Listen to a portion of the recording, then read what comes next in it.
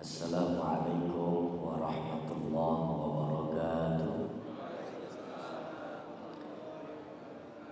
Alhamdulillah, nahmaduhu wa nasta'inuhu wa nastaghfiruh wa na'udzu billahi min syururi anfusina wa min sayyiati a'malina. May yahdihillahu fala mudilla lahu wa may yudlil fala hadiya lahu. Thumma assalatu wassalamu ala Rasulillah Sayyidina Muhammad ibn Abdullah wa ala alihi wa ashabihi wa mawala. La hawla wa la quwwata illa billah. Subhanaka la ilma lana illa ma 'allamtana innaka antal alimul hakim. Allahumma rzuqna fahman nabiyyi wa hifdzal mursalin wa ilhamal malaikatil muqarrabin bi rahmatika ya arhamar rahimin. Amin ya rabbal alamin. Amma ba'du, ma'asyiral muslimin, Bapak Ibu para jemaah sekalian, para pecinta ilmu, para pecinta ibadah, yang mudah-mudahan hari demi hari masa kita lewati, Allah senantiasa menambahkan nilai kemuliaan demi kemuliaan untuk kita dari dunia sampai akhirat. Amin ya rabbal. Bersyukur kepada Allah Subhanahu wa taala dengan sama-sama kita mengucapkan kalimat tahmid alhamdu. Begitu besar kurnia dari Allah. Begitu nikmat anugerah yang Allah tumpah ruahkan di dalam pelataran kehidupan kita. Di tengah kesibukan kita mencari rezeki yang halal, di tengah upaya kita menggali nafkah yang thayyibah, ternyata dengan panggilan Allah hayya 'alas shalah hayya 'alal falah, bekerja ini kita punya iman. Berfungsi ini hidayah dan taufik yang kita rawat selama ini. Dengan panggilan hayya 'alas shalah hayya 'alal falah, bergegas kita untuk apa? Memenuhi panggilan Allah.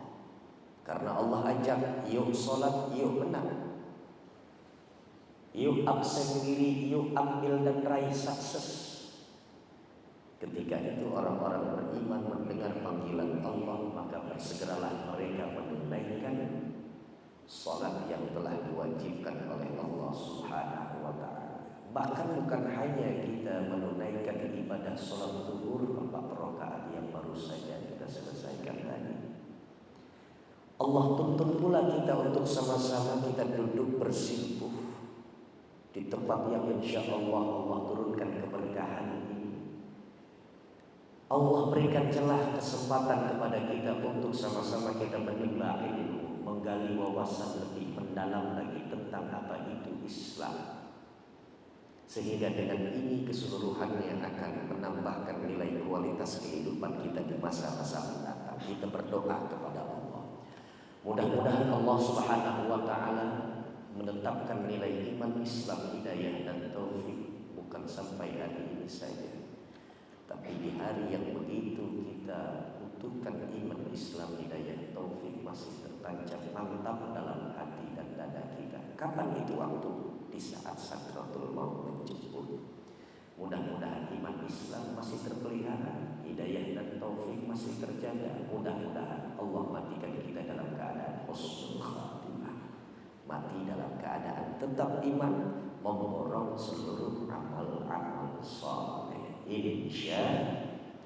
Salawat dan salam mari sama-sama kita haturkan kepada Tuhan Paduka yang mulia baginda Nabi besar Muhammad sallallahu alaihi wasallam, dengan kita menjalankan sunnah beliau, yaitu majlis ilmu, majlis yang begitu disuka, dicinta oleh Rasul. Besar harapan kita mudah-mudahan Allah berikan kepada kita syafaatul uzma di yaumil qiyamah dari tangan mulianya baginda Nabi besar Muhammad sallallahu alaihi wasallam. Para jemaah sekalian, Bapak Ibu yang dirahmati oleh Allah Subhanahu wa ta'ala, sangat tepat saya rasa bahwa tema pada kesempatan Rabu siang ini kita mengangkat soal nilai keutamaan bulan Dzulhijjah, bulan Dzulhijjah. Bulan yang dikatakan oleh Allah di dalam surah At-Taubah ayat 36, dia adalah Ashhurul Hurum. Allah pertegas itu di dalam surah At-Taubah ayat 36. Inna 'iddatash syuhuri 'indallahi 12 syahran fi kitabillah yauma khalaqas samawati wal ardh minha arba'atun hurum ila akhiril ayat. Sungguh telah kutetapkan satu keputusan, sifatnya absolut, pasti, gak bisa digoyang, gak bisa dirubah. Itu keputusan Allah, bahwa Allah putuskan ada 12 bulan di dalam kurun 1 tahun. Keputusan ini bersamaan dengan Allah ciptakan 7 petala langit dan 7 lapis bumi. Minha arba'atun hurum, di antara 12 bulan tersebut ada 4 bulan yang sangat diagungkan oleh Allah Subhanahu wa taala. Di mata Allah ini 4 bulan mulia sangat. Namun di dalam Al-Qur'an tidak diurai secara detail. Tidak disebutkan satu persatu 4 bulan itu apa saja. Faja'al hadits, datanglah hadis mubayyinan lima qala Al-Qur'an, sebagai pengurai, pendetail, memberikan jabaran dari apa yang difirmankan oleh Allah dalam Al-Quran. 4 bulan itu adalah Rajab, Dzulqa'dah, Dzulhijjah, dan bulan Muharram. Hari ini kita tinggal menghitung hari saja. Beberapa hari ke muka insya Allah kita akan jemput bulan Dzulhijjah. Tanggal berapa Pak? Tanggal 19 barangkali nanti. Plus minus tanggal 19. Hari Ahad barangkali. Kita persiapkan ada apa di dalam bulan Dzulhijjah, yuk kita bongkar bersama.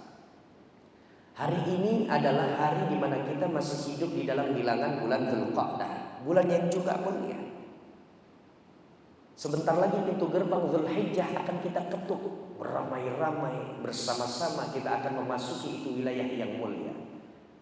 Oleh karenanya ada baiknya untuk kita prepare, persiapan. Jangan sampai Dzulqa'dah dengan hari-hari yang sudah lewat keliru, kita nggak mengerti bahwa banyak perilaku-perilaku kita di dalam usia bulan Dzulqa'dah tersebut sia-sia belaka.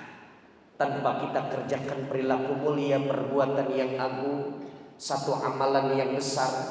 Karena bagi Allah dan Rasulnya, siapa orang yang menghormati, pandai dan piawai dia,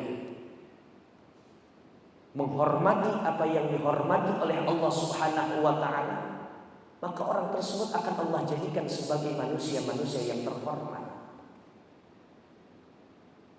Termasuk Dzulqa'dah adalah waktu yang dimuliakan oleh Allah Subhanahu wa ta'ala. Sekarang kita prepare sambil menghabiskan waktu, manfaatkan waktu yang ada di dalam bulan Dzulqa'dah, dan kita prepare persiapan untuk menjemput bulan Dzulhijjah. Kita kenali dulu ini bulan Dzulhijjah. Kenapa Allah titipkan nilai kemuliaan di dalam bulan Dzulhijjah? Ini pertanyaan yang setiap kita sebentar lagi akan menjadi peserta Dzulhijjah, akan menjadi tetamunya bulan Dzulhijjah. Patut bagi kita untuk mengenali bulan Dzulhijjah ada apa saja, ada agenda besar apa yang dititipkan oleh Allah dari nilai kemuliaan bulan Dzulhijjah tersebut. Bapak Ibu para jamaah sekalian yang dimuliakan oleh Allah Subhanahu wa ta'ala. Kalau bulan Dzulhijjah ini biasa orang bilang ini udah masuk musim haji, Pak. Bu, banyak orangnya saya panggil nggak ada satupun saudara. Bu, saya pinjemlah ragamnya Ustaz Nur Maulana. Jamaah, alhamdulillah. Orang kalau sudah masuk bulan Dzulhijjah itu musim haji disebutnya. Musim haji. Ini saudara-saudara kita banyak ini yang ngundang kita ngerapit. Dia mau walimatus safar katanya.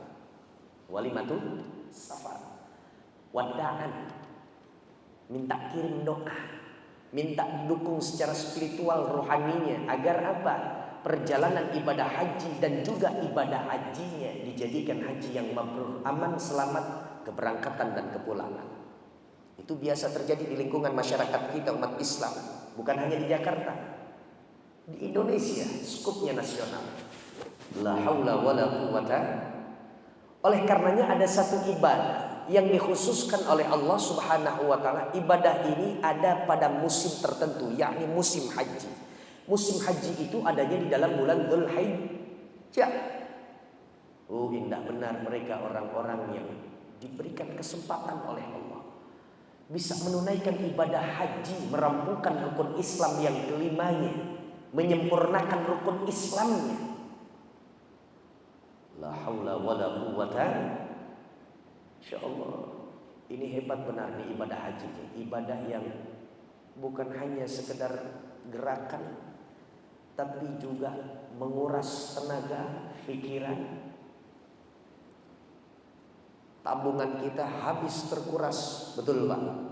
Maaf kalau kita sholat tadi, sekian banyak orang yang menjadi jamaah sholat zuhur tadi, atau nanti sebentar asar maghrib di tempat yang sama. Saya nggak pernah melihat itu ada kasir yang bertugas di depan pintu menagihkan mau sholat, ayo mana uang. Tapi untuk haji ada ongkos khusus.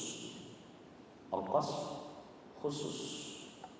Kita mau silaturahim, kita mau menebarkan kebaikan yang begitu banyak, gak ada ongkosnya. Begitu haji, Masya Allah, tinggalkan tanah air, dia berangkat dengan luhurnya hati dan niatnya.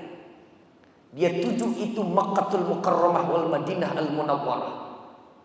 Tinggalkan anak, tinggalkan pasangan, tinggalkan harta benda, dia titipkan seluruh amanah-amanahnya kepada orang kepercayaan. Kerjaan didisposisikan. Di hadapannya hanya ada Allah, Allah, Allah yang memanggilnya, sehingga dia bersenandung labbaik Allahumma labbaik, labbaik la syarika laka labbaik, innal hamda wan ni'mata laka wal mulk la syarikalah. Indah benar ini senandung. Kalau sudah orang bertalbiyah, ini dengan istilahnya disebut dengan talbiyah, dengan kain ihramnya, kemudian dia menjawab panggilan Allah, labbaik Allahumma labbaik, ya Allah aku datang karena kau undang, ya Allah aku tampil karena engkau panggil, ya Allah. Di tanah yang gersang melekap panasnya alang kepala, diterobos oleh orang-orang yang punya niat begitu luhur dan niatnya ikhlas. Dia tunaikan ibadah haji, hanya ada di dalam musim haji. Musim haji itu adalah di dalam bulan Dzulhijjah. La haula wala quwata. Saya doakan mudah-mudahan orang-orang yang ada di hadapan saya ini Allah berikan kesempatan berhaji sebelum Israel mendatangi kita. Amin ya rabbal. Ini harapan setiap muslim mukmin yang sejati demikian. Kenapa? Indah benar nilai keutamaan orang-orang yang berhaji di dalam bulan Dzulhijjah. Dzulhijjah terangkat bagi mereka orang-orang sejarawan muslim mengatakan bahwa adanya Dzulhijjah memiliki kemuliaan karena di dalam bulan Dzulhijjah ada satu ibadah yang begitu sakral. Ibadah itu disebut dengan ibadah haji. Di seantero negeri, setiap umat Islam dari belahan dunia, dia kerjakan ibadah haji. Kenapa? Tahu ibadah haji itu, kata Rasulullah SAW, laisa lahu jaza illal jannah. Haji yang mabrur itu tidak ada balasan yang paling setimpal bagi Allah, menurut Allah. Bagi yang mengerjakan haji, menunaikan ibadah haji dan hajinya mabrur, tidak ada itu balasan dari Allah yang paling setimpal, melainkan adalah syurga. Betapa tidak Pak? Saya ambil teori perbandingan.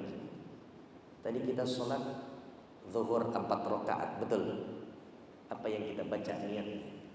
Bagi yang melafazkan niat, apa yang kita baca di niat sholat zuhur 4 rakaat tadi? Bu, nawaitu atau usolli fardhu dhuhri 4 rakaatin mustaqbilal qiblah. Mustaqbilal qiblah.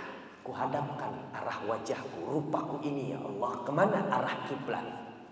Tapi mereka orang-orang yang berangkat haji tidak lagi dengan mustaqbilal qiblah. Kenapa? Dia langsung berhadapan dengan kiblatnya umat Islam, Ka'bah al-Musyarrafah. Dengan mata telanjang, tanpa ada tirai dan penghalang. Ketika ia masuki langkah kakinya di bilad Masjidil Haram, turun dia sebentar ke bawah, kemudian berhadapan langsung dengan Ka'bah. Itu disebutnya dengan Ainul Qiblah. Tidak lagi wajahnya menghadapkan arah kiblat, tapi sudah memandang kubus berwarna hitam penuh karisma yang menjadi kiblatnya umat Islam dari timur ke barat, barat ke timur. Indahnya mereka orang-orang yang berhaji. La haula wala quwata. Terangkat sehingga Dzulhijjah ini ditentukan oleh Allah Subhanahu wa taala untuk umatnya Rasulullah sallallahu alaihi wasallam, ada ibadah khusus istimewa luar biasa bagi Allah. Ibadah itu haji, diletakkan pada musim haji, yakni bulan Dzulhijjah. La haula wala quwata. Ayo, makanya bagi kita yang menginginkan, punya dambaan harapan, cita-cita, asa tertinggi kita, mau berangkat haji Ustaz, saya ingin tunaikan ibadah haji, merampungkan rukun Islam kami yang kelima. Bagaimana caranya? Mohon kepada Allah, buktikan dengan ikhtiar yang begitu maksimal. Sepakat Pak? Setuju Ibu? Insya. Tapi kalau ada di antara kita justru keuangan ada, sehat badan, belum mau berangkat haji, awas, ini ada ancaman dari Rasulullah SAW. Ada peringatan yang disampaikan oleh baginda Nabi. Apa kata Nabi? Rasulullah SAW dalam hadis qudsinya, qala Nabi SAW fima yarwi an Rabbi. Berkata Rasul sebagaimana yang difirmankan, diilhamkan maknanya dari Allah Subhanahu wa taala, dibuat redaksinya oleh Rasul. Kata Nabi, inna abdan, sungguh seseorang, idza ashahtu lahu jisma, kalau saja aku berikan, kata Allah, jasmaninya sehat, badannya staminanya fit, prima, gak ada catatan khusus dia punya penyakit-penyakit yang berat. Wa wasa'tu alaihi fi ma'isyati, dan telah kulapangkan untuk soal rezekinya, nafkahnya di atas rata-rata, kata Allah. Dua keadaan ini tamdi ala dzalika khamsatu a'wamin, berjalan 5 tahun lama, sehat badannya, kemudian rizkinya lapang, rumahnya besar, di dalam gerasi berjejer mobil-mobil mewah, megah pula, dia punya bangunan bak kastil, kata orang bilang. Tetangganya menyebutnya sebagai sultan. Lam yafidu ilayya, keadaan yang demikian, sehat badan, lapang rizki, berjalan 5 tahun, tapi belum mau menjengukku, kata Allah. Belum ada keinginan dan hasratnya untuk menjadi duyufur rahman, tamu-tamunya Allah Subhanahu wa taala. Tidak mau masuk ke dalam Masjidil Haram, menengok kiblatnya, bahkan tidak menginginkan langkah kakinya menuju kepada maqbarah Rasulullah, kubur daripada kekasihku, kata Allah Subhanahu wa taala. La mahrumun, orang itu adalah orang yang hina dan nista, orang yang enggak memiliki harkat dan martabat di hadapan Allah. Oh, bagaimana ini bisa? Sementara kita terus berupaya, Allahumma rabbana atina fid dunya hasanah, ya Allah berikan hasanah dunia, ya Allah berikan hasanah pula akhirat. Minta hasanah dunia, minta hasanah akhirat. Uang ada, kesehatan pun prima, tapi nggak mau berangkat haji, perkara yang dimuliakan oleh Allah Subhanahu wa taala, menjadi penyempurna rukun Islam yang paling bungsu, paling bontot ini, soal haji. La haula wala quwata illa billah. Oleh karena saya mengajak ini, memang nawaitu saya keluar rumah, mudah-mudahan dari nilai keutamaan bulan Dzulhijjah, di dalamnya ada agenda besar ibadahnya umat Islam. Yang pertama adalah soal ibadah haji. Mudah-mudahan sekali lagi kita berdoa, Allah Subhanahu wa taala berikan kesempatan untuk kita menunaikan ibadah haji. Insya. Kemudian apa faktor pendukung lagi selain ibadah haji? Ada ibadah apa yang menjadikan seseorang mulia di dalam bulan yang mulia? Tak lain dan tak bukan itu adalah ibadah sunnah udhiyah. Ibadah sunnah berkurban. Bu, para jamaah yang dirahmati oleh Allah Subhanahu wa taala. Bagi kita yang tidak berkesempatan atau bahkan belum berkesempatan tahun ini, kita jaga tanah air kita. Sementara wakil-wakil kita, tetangga kita, masyarakat kita, Duyufur Rahman, jamaah haji sedang asyik masyuk dengan suasana yang mengharu biru dan syahdu. Mereka kunjungi dua kota suci Makkah dan juga Madinah. Sementara kita yang belum berkesempatan, ada apa nilai kemuliaan yang bisa kita raih di dalam bulan yang mulia ini? Jawabannya adalah ibadah sunnah udhiyah. Apa itu udhiyah? Kurban. Secara definitif, kurban itu adalah wahiyya ma yuzbahu minan na'ami taqarruban ila Allah min awwali yaumil 'id ila akhir ayyamit tasyrik. Yang disebut dengan udhiyah, pertama secara etimologi adalah hewan yang disembelih. Kurban itu adalah hewan yang disembelih, hewan ternak yang disembelih. Secara istilah adalah setiap hewan ternak yang disembelih taqarruban ilallah. Satu upaya untuk pendekatan diri kepada Allah melalui jalur menyembelih hewan ternak tadi. Jadi niatnya secara jelas adalah ikhlas karena Allah, lillahi ta'ala. Jadi bukan karena niat-niat yang lain. Mas, Pak, Bung, udah. Hari ini, tahun ini Anda berkorban nggak? Oh, berkorban dong. Bukannya PT Anda lagi pahit, bukannya usaha Anda sedang gulung tikar, bukan kedai Anda sudah tutup beberapa bulan yang lalu. Iya, lagi sulit saya, tapi tetap berkorban, tetap berkorban. Loh kenapa? Apa motivasinya? Nggak enak sama tetangga. Masa saban tahun saya berkorban, kemudian tahun ini saya nggak berkorban. Nanti pamoritas saya jadi menurun di tengah-tengah lingkungan. Saya kan dikenal orang kaya. Bukan taqarruban ilallah itu namanya. Karena takut marwahnya jelek di hadapan dan mata manusia, bukan karena sungguh memang yang dituju adalah Allah, Allah dan Allah. Min awwali yaumil 'id ila akhir ayyamit tasyrik. Karena ini adalah ibadah yang memang harus punya tuntunan. Tuntunannya adalah acuan bagaimana Rasul mencontohkan. Jelas. Kapan dimulai pemotongannya? Pemotongannya adalah dari awal Zulhijjah, bulan tanggal yang ke-10 di hari raya Idul Adha. Itu awal boleh menyembelih hewan kurban. Tapi beberapa ulama menyatakan setelah pelaksanaan salat Idul Adha dan juga mendengarkan isi khutbah Idul Adha. Di hari 10 Zulhijjah, hari raya Idul Adha, silahkan potong hewan kurban. Sampai kapan batas waktunya? Limit akhirnya sampai hari ketiga di Yaumut Tasyrik. 11, 12, 13 Zulhijjah. Setelah ibadah haji, perkara yang dimuliakan oleh Allah, ada juga ibadah sunnah udhiyah atau kurban. Ini yang menjadikan setiap kita akan terangkat derajatnya oleh Allah Subhanahu wa taala ketika kita melakukan di dalam bulan Zulhijjah, bulan yang mulia. Ini merupakan keutamaan bulan Zulhijjah. Ada dua agenda besar ibadah yang bisa dan mampu dilakukan oleh setiap umat Islam. Makanya insyaallah mudah-mudahan besok kita beli embe. Berapa kisaran uang sekarang harga embe? 3 juta dapat ya Pak. 3 juta, Masya Allah. Setahun sekali. Kalau kita lihat telusuri sejarah, hebat benar Nabi Allah Ibrahim yang pernah mencontohkan kita bagaimana ia berkorban. Bahkan bukan dengan hewan ternak, anaknya dia siap untuk dia korban.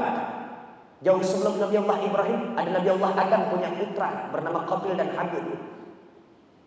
Jadi korban pernah dicontohkan dari manusia pertama, dia punya keturunan Qabil dan Habil. Watlu alaihim naba'a abnai Adam idh qarraba qurbanan fatuqbila min ahadihima wa lam yutaqabbal minal akhar. Ceritakan ya Muhammad, kata Allah, tentang satu berita kisah, cerita. Ada dua putra Adam yang bernama Qabil dan Habil.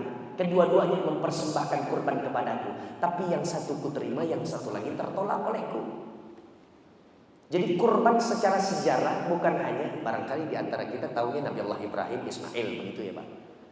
Kita tambah lagi pemahaman secara mendalam.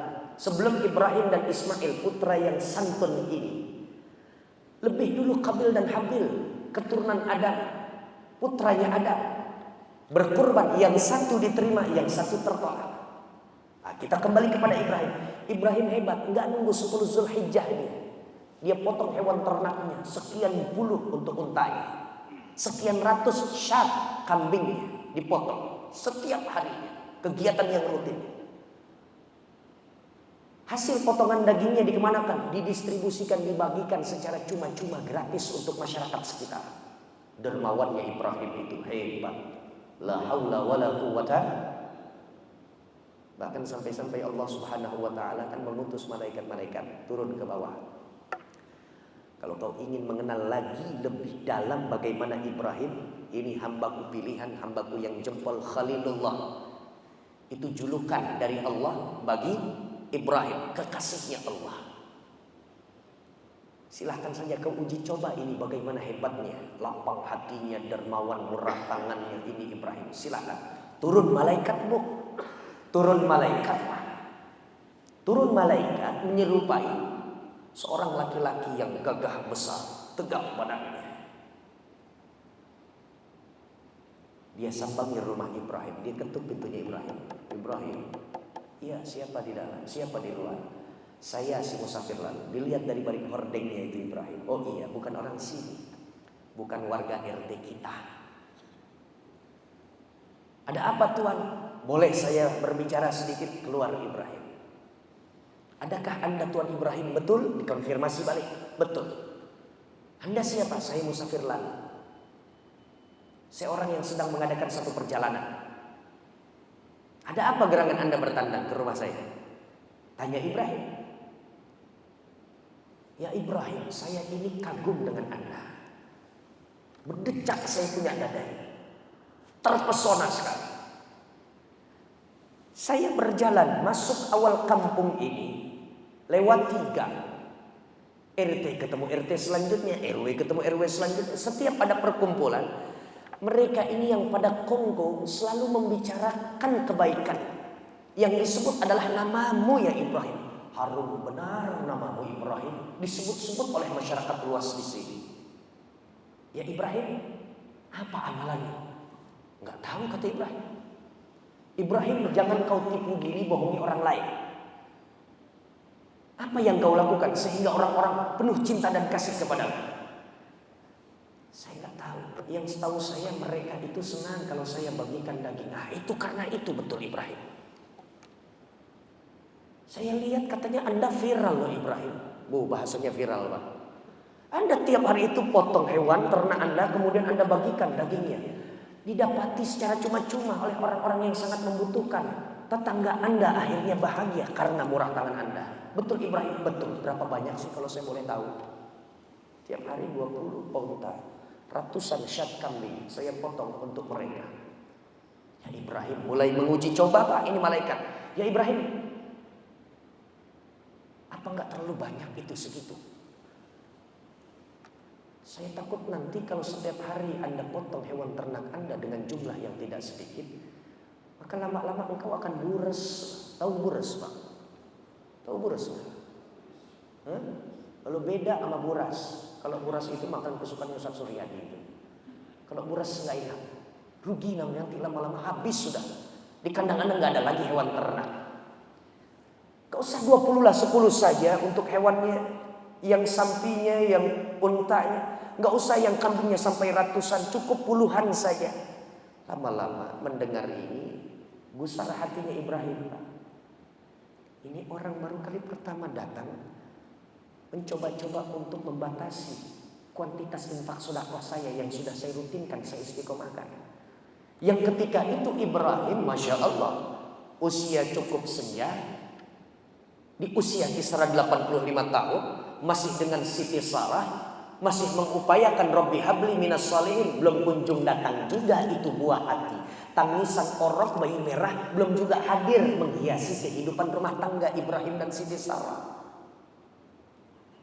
Tipis perasaannya akhirnya Ibrahim, bapak, asal ente tahu, di kandang aneh hewan ternak banyak, tibang hewan ternak seujung kuku, kata orang Betawi bilang.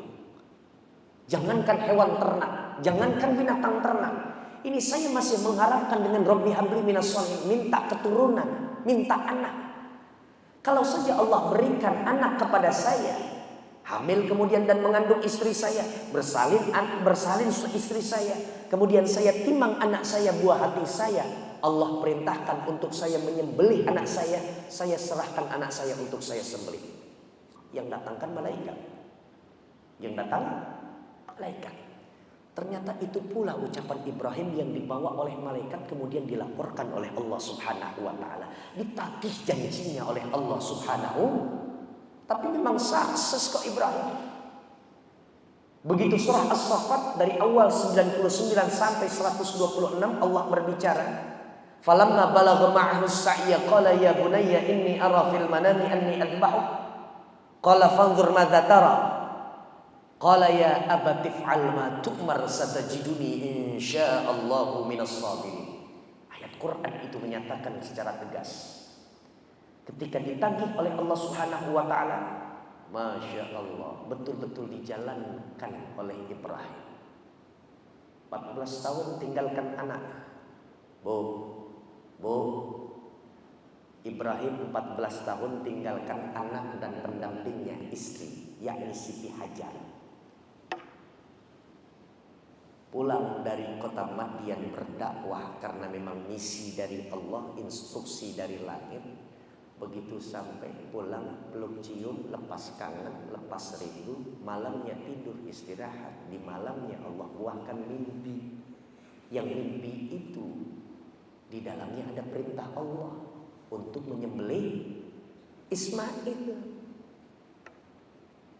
Begitu dipanggil Ismail, ayah tadi malam mimpi untuk menyembelihmu. Bagaimana pendapatmu wahai anakku? Apa jawaban Ismail? Ini yang menggegerkan dunia sejarah. Jawaban Ismail ketika itu adalah qala ya abatif al ma tu'mar. Wahai ayahanda lautan baktiku, kerjakan dan tunaikan secara pasti, jangan ada ragu dan bimbang di dalam hatimu. Kalau memang itu perintah Allah Subhanahu wa taala, tidak bercampur dengan tipu muslihat syaitan, kerjakan. Kendati pun fena ini harus kuserahkan, nyawa ini harus terega. Aku anak kontan, aku darah daging. Hebat benar Ismail. 14 tahun belum sempat ditimang. Karena begitu lihat Siti Hajar baru bersalin bersamaan dengan instruksi dari Allah, berangkat Ibrahim dakwah sana sampai 13-14 tahun belum sempat menggendongnya, sudah ditinggal itu Ismail. Tapi ketika ditanya oleh Ibrahim, saya bermimpi mendapat firman dari Allah Subhanahu wa taala untuk sembelih engkau, ini perintah Allah wahai anakku. Jawabannya, silahkan ayahanda. Pertanyaannya Pak, siapa yang membentuk perangai, akhlak dan tabiat pembawaan diri yang begitu luhur baik akhlaknya bagi Ismail? Siapa yang mendidik Ismail sedemikian rupanya? Jawabannya hanya satu. Siapa dia? Seorang wanita muslimah yang solehah, yang terampil piawai, sentuhan tangannya mendidik Ismail di tengah kakanda Ibrahim sedang bertugas menjalankan misi dan dakwah dari Allah Subhanahu wa taala. Seorang istri, seorang perempuan. Lihat kita, dari jam berapa kita tinggalkan rumah Pak? Jam 7 pagi, setengah 8, jam 8 baru sampai landing kita di kantor ini. Sampai jam berapa kita tinggalkan ini kantor? Kita landing sampai rumah, buka sholat pintu gerbang jam berapa? Jam 5, jam 7, jam 8. Bahkan ada yang jam 9. Lembur bahkan. Anak kita yang ada dalam rumah tangga kita, siapa yang mendidiknya kalau bukan istri kita?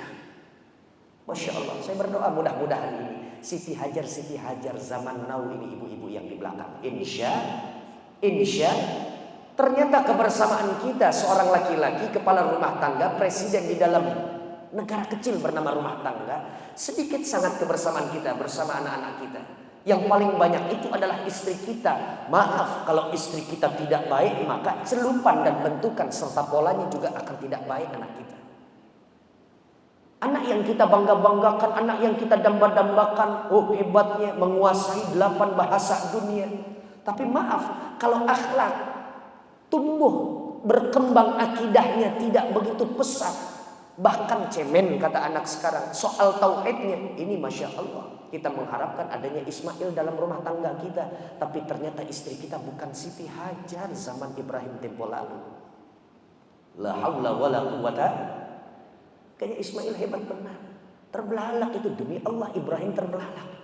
Indah benar ini anakku, yang kemudian nantinya diangkat oleh Allah sebagai tongkat estafeta kenabian dari Ibrahim kepada Nabi Allah Ismail, kepada saudara sebapak lain ibunya Nabi Allah Ishak. Ibrahim 2 pos, Sarah, Hajar. Dari Siti Sarah membuahkan Ishak, dari Siti Hajar membuahkan Ismail, dari Ishak membuahkan Yakub, Yusuf, Zakaria, Yahya, Isa alaihi wassalam. Kalau dari ini Bongkol Hajar ada Ismail, yang keturunan terakhirnya menjadi seorang nabi adalah Nabi besar Muhammad sallallahu alaihi wasallam. Oleh karenanya keluarga yang menjadi proyek percontohan paling baik dalam sejarah adalah Ibrahim. Membuahkan hasil generasi keturunan pelanjut yang dzurriyyah thayyibah, salihin dan salihah. La haula wala quwata, la haula wala quwata. Ternyata bermulainya adalah dari apa? Istri Siti Hajar 14 tahun ditinggal, begitu bersalin. Bahasa saya 5L, keadaannya lemah, letih, lesu, letoy, lunglai. Ya, setelah bersalin, Masya Allah, habis nafas sudah kita, tenaga betul-betul dikeluarkan. Sulit gak kira-kira ketika persalinan Pak? Sulit. Awas ada yang berani jawab, nemenin aja enggak, tunggunya di luar ruangan sambil sebatang rokok pula. Tunggunya bidan keluar. Gimana Bu bidan? Sudah selesai. Gimana dok? Sudah selesai istri saya. Enggak dampingi pula. Ibrahim mendampingi Pak. Dalam keadaan lemah, masih bersimbah kuah darah, baru keluar itu digendong oleh Siti Hajar, langsung ditinggal. Balik badan langsung Ibrahim, baru dapat perintah dari Allah Subhanahu wa taala. Allah, berangkat ke kota Madian, jalani misi dakwah untukku, sebarkan panji-panji dakwah Islam. La haula wala quwata illa billah. Setapak demi setapak meninggalkan, balik badan tuh Ibrahim, tinggalkan 2 orang kecintaannya, Hajar dengan Ismail. Sampai akhirnya Siti Hajar kan bertanya, Ibrahim kakanda sayang, mau kemana engkau? Gak dijawab oleh Ibrahim. Bang, kau tega tinggalkan kami berdua di tanah yang tidak ada aliran sungai, satupun orang tidak ada, hanya berdua saja. Bang, ini anak perlu ASI. ASI tidak akan membuahkan kalau saya tidak ada konsumsi yang masuk. Apa yang akan engkau berikan asupan untuk kuat kalau engkau tinggalkan kami? Diam aja Pak Ibrahim, jalan aja, lama-lama meninggalkan itu. Ketika Hajar bertanya, ya Ibrahim, ahadza amru rabbik, apakah ini perintah dari Tuhanmu? Baru menoleh ke belakang Ibrahim. Betul adinda sayang, ini adalah perintah Allah Subhanahu wa taala. Lihat bagaimana teguhnya Hajar. Hajar yang ketika itu mendengar ini perintah dari Allah untuk kakanda tersayang. Oh, jadi ini perintah Allah. Kalau begitu berangkat Pak. Persiapkan hati yang begitu besar untuk tinggalkan kami berdua.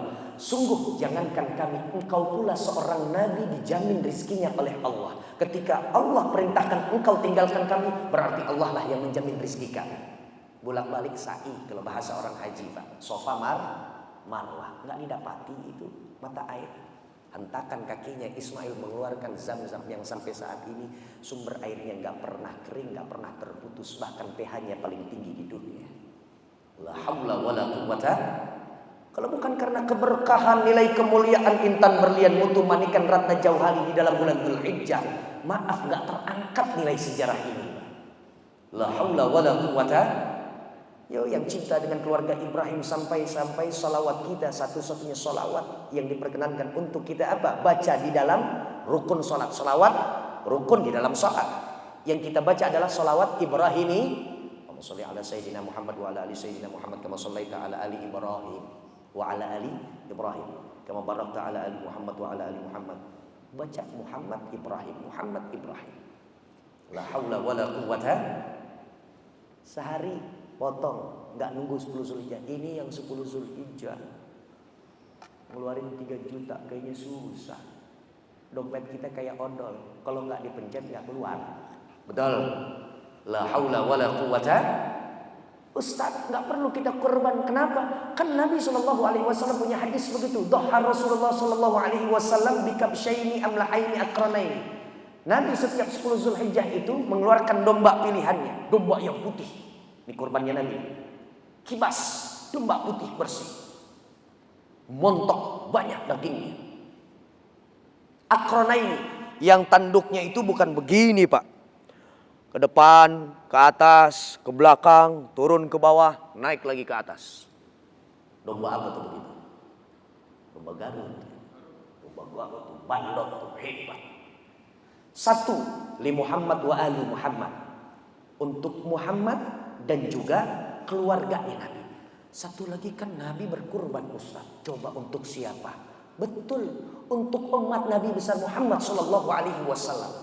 Yang dengan keadaannya cukup tragis, uang untuk makan aja nggak ada, apalagi untuk sudah ditalangi Ustadz oleh Nabi, jadi kita nggak perlu lagi berkurban. Bilang aja lo tengkok dalam, pelit, medit, buntut gak sih? Mempolitisasi itu isi hadis, konten hadis. Na'udzubillah. Ayo kita berkurban. Haji sudah tidak kita berangkat, belum berkesempatan tahun ini. Ada, jaga ini ibadah sunnah udhiyah. Mumpung sunnah muakkadah bagi wajib, bagi Nabi wajib kurban.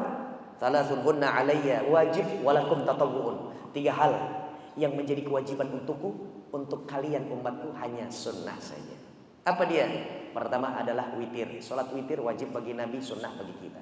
Wan nahru, kurban, sunnah tatawwu bagi kita, tapi bagi Nabi wajib.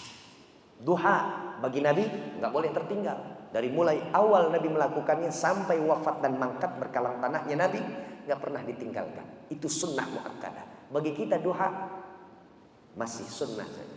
Kalau Nabi wajib.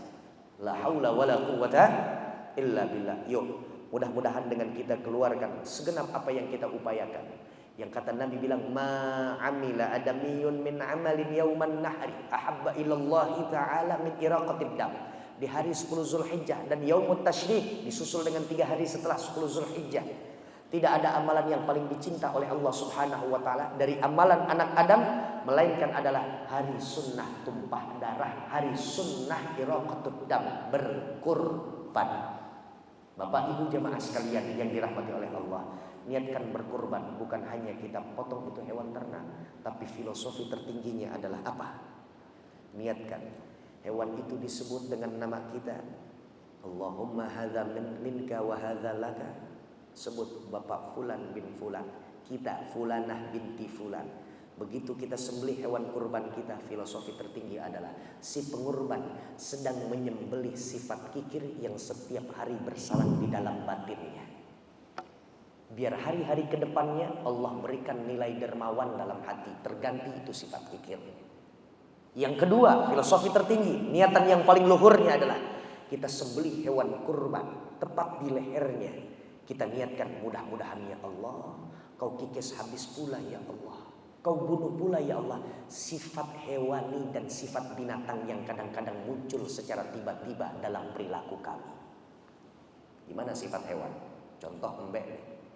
Lagi jalan beriringan, di belakangnya ada jamaah kambing yang lain, nggak sengaja keseruduk kena biji zakarnya itu yang di depan, kemudian langsung balik badan nyeruduk nanduk. Betul.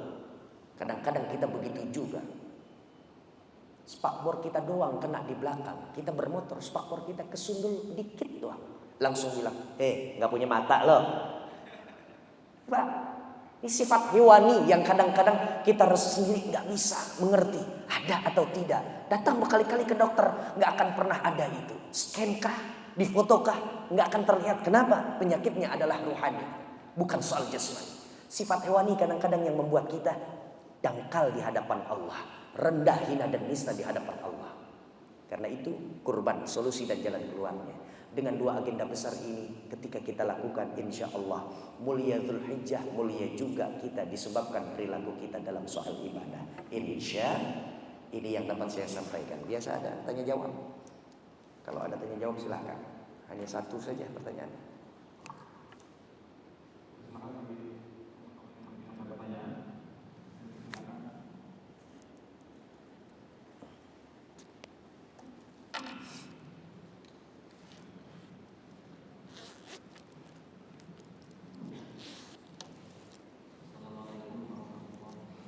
Waalaikumsalam warahmatullahi wabarakatuh.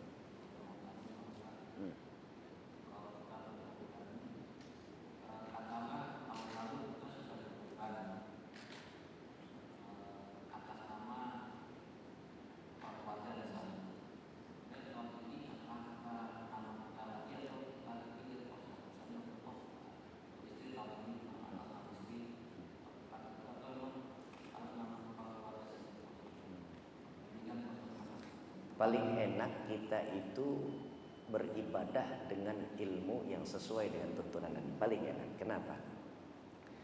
Karena kalau kita mengikut di belakang sunnahnya Rasulullah SAW, itu hikmahnya boleh jadi bukan hanya untuk kita, tapi juga untuk orang-orang terdekat. Contoh sebagai kurban.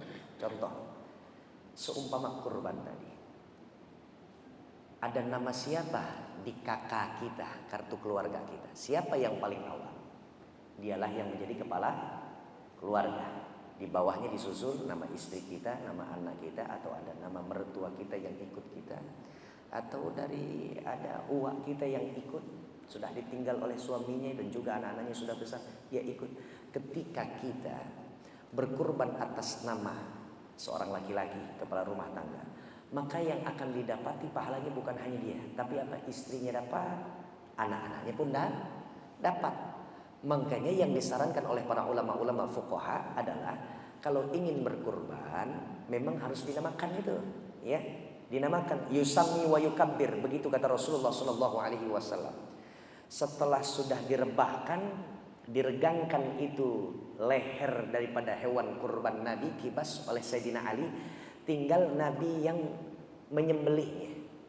Nabi yang menyembelihnya. Sebelum disembelih Nabi bilang yusammi wa yukabbir, bertakbir dan namakan. Makanya disebut ini untukku, ini untukmu ya Allah dari Muhammad dan juga keluarga Muhammad. Contohnya itu Nabi mengisyaratkan bahwa ketika kita sembelih, sebutlah kita yang menjadi kepala rumah tangga. Kalaupun ada orang-orang yang bilang, ya besok kakak ya, tahun depan lagi adik ya, nanti susul lagi ayah lagi ya, kemudian mamah ya, di rolling begitu. Sejatinya itu adalah pendidikan secara dini untuk anak-anak kita. Titipannya, pesannya adalah, nak, ini loh ibadah kita, ada yang semacam ini, namanya ibadah berkurban. Nanti kelak kau besar, kau berhasil, punya penghasilan, kemudian berkurbanlah seperti apa yang ayah dan papa ini ajarkan kepadamu. Siap ya nak? Iya pak. Tapi untuk mendapatkan satu amalan, satu syat atau kambing dipotong atas nama keluarganya, atas nama kepala rumah tangganya, maka yang mendapat adalah anggota dan unsur rumah tangganya. La haula wala quwata, la haula wala quwata illa billah. Tapi tolong dibedakan. Untuk menelusuri soal fikih ini banyak sekali. Jangan ada yang menjual kulit atau hasil potongan daging kurban. Jangan memberikan upah kepada tukang penjagal dengan hasil potongan kurbannya. Kalau uang saja tok, jangan diberikan. Kenapa? Karena setiap dari ujung kepala, ujung tanduk sampai ujung buntutnya hewan kurban itu diperuntukkan untuk mustahik. Jagal itu mitra kerja. Kecuali kalau dia meminta, boleh enggak saya minta gini. Baik deh kalau begitu. Ini 650.000 untuk upah potong satu ekor sapi. Anda dan tim saya berikan ini kepala, tapi bukan sebagai upah potong, karena enggak boleh. Man ba'a jilda udhiyatihi fala udhiyatalah. Siapa pengorban atau panitia menjadi perpanjangan tangan si pengorban. Menjual dari bagian potongan hewan kurban, maka si pengorban atau panitia tidak akan pernah mendapatkan pahala berkurban. Ini saya berikan satu kepala sapi untuk tim Anda, bukan sebagai upah pemotongan. Tapi untuk apa? Karena kalian semuanya masuk dalam catatan kami adalah kategori mustahik. Kasih aja sudah. Di meja penerimaan, Bapak siapa mau berkurban? Iya. Apa hewannya? Oh kambing. Pak ikat aja di jarak sonono. Tidak, lihat dulu kategorinya. Kalau kambing dan sapi genap 2 tahun menuju 3 tahun. Kalau unta genap 5 tahun menuju atau ondoe 6 tahun. Kalau domba cukup 1 tahun baru ingin berjalan 2 tahun. Kadang-kadang kambingnya yang baru 6 bulan dibawa-bawa ke masjid, ke musola. Dan panitia yang nggak mengerti, nggak ada ilmunya, modal kaos panitia, modal name tag panitia. Wah ini dia bahaya. Kemudian ini ya Pak, oh ya silahkan. Belum kupak giginya kalau bahasa kita tuh. Belum kupak. Wawancara dulu. Ini kurban wajib Pak atau kurban sunnah? Loh, memang ada kurban wajib, kurban sunnah. Oleh karenanya edukasi masyarakat kita yang belum mengerti tentang seputar kurban dan fikih. La haula wala quwata. Untuk fikih kurban ya paling tidak ada 3 sesi. Nggak mungkin dengan tanya jawab sama. Cukup singkat seperti ini. Ya, mudah-mudahan setiap harinya Allah titipkan ilmu untuk kita. Ilmu yang mampu untuk menjadikan diri kita lebih berkualitas dari hari-hari yang lewat. Insya saya sarankan Bapak selaku kepala rumah tangga, ya atas nama Bapak saja. Istri dapat pahalanya. Anak dapat. Punya anak bukan 2 Ustaz, tapi anaknya 7. Sama. Dapat semuanya pahalanya. Ya, insya ini yang dapat saya sampaikan. Muhammad Iqbal Hakim Tamam dari Kampung Wayu Besar. Mohon maaf apabila ada ucap dan sikap kurang berkenan dalam hati. Mohon dibukakan pintu maaf yang seluas-luasnya. Kita berdoa kepada Allah, mudah-mudahan Allah sempatkan ibadah haji untuk kita sebelum kita wafat bertemu kepada Allah. Dan kita minta kepada Allah, mudah-mudahan Allah tambahkan rezeki kita menjelang 10 Zulhijjah. Untuk Allah subhanahu wa ta'ala tuntun kita bisa melakukan ibadah sunnah berkurban ala hadhihi niyah wa ala kulli niyatin salihah wa ila hadratin Nabi Mustafa Rasulullah sallallahu alaihi wasallam. Al-Fatihah. A'udzu billahi minasyaitonir rajim. Bismillahirrahmanirrahim. Alhamdulillahi rabbil alamin. Arrahmanir rahim. Maliki yaumiddin. Iyyaka na'budu wa iyyaka nasta'in. Ihdinas siratal mustaqim. Ghairil maghdubi 'alaihim waladdallin. Amin. Di hadapan saya ini para bapak-bapak yang soleh, ibu-ibu yang solehah. Saya mengharapkan bacaan suratul Fatihah dari jamaahnya. Saya saat ini tengah menunggu keajaiban dari Allah, yaitu turun visa haji furoda untuk saya. Doakan orang-orang soleh, doakan akhwat yang solehah. Mudah-mudahan saya dan istri betul-betul mendapatkan kesempatan untuk menunaikan ibadah haji pada tahun ini. Dan turunnya visa tidak lama. Mudah-mudahan ya dalam bilangan 1-2 hari ke depan. Dengan niatan ini mohon bantu saya dengan membacakan suratul Fatihah. Ala hadiniyah wa ala kulli niyatin shalihah. Al-Fatihah. A'udzubillahi minasyaitonir rajim. Bismillahirrahmanirrahim. Alhamdulillahirabbil alamin. Arrahmanir rahim. Maliki yaumiddin. Iyyaka na'budu wa iyyaka nasta'in. Ihdinas siratal mustaqim. Shiratal ladzina an'amta 'alaihim ghairil maghdubi 'alaihim waladdallin. Amin ya mujibas sa'irin. Inna nastaudi'uka ma 'allamtana wa ma hafidhna wa ma qara'na fartudhu ilaina inda hajatina ilaihi. Sallallahu ala sayyidina Muhammad wa ala ali sayyidina Muhammad. Walhamdulillahi rabbil alamin. Assalamualaikum warahmatullahi wabarakatuh.